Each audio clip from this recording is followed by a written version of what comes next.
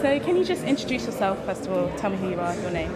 I'm Simon Robinson. I'm the online editor at ICIS.com, and ICIS is a price discovery service for the chemical industry, an online news service and a magazine, which is free online and paid for on paper. Okay. The unique factor of ICIS is that the content and the data that you produce is like must-have for the chemical industry.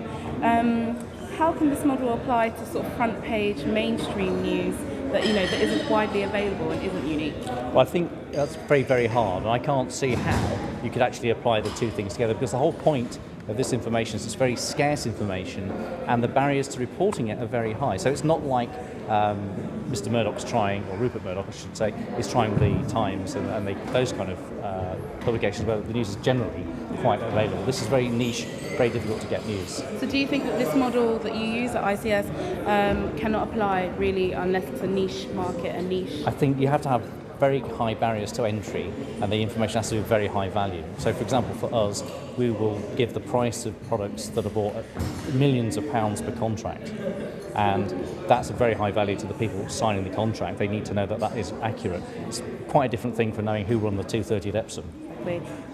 Do the journalists who work for ICS, do they specialise in chemical markets? They generally start off as just general journalists, and we explain to them what their beats are that they cover. They tend to cover the same beat over and over, so you might talk to the same 30 people every week for a year to find out the price of a product in a market, and then you write that up.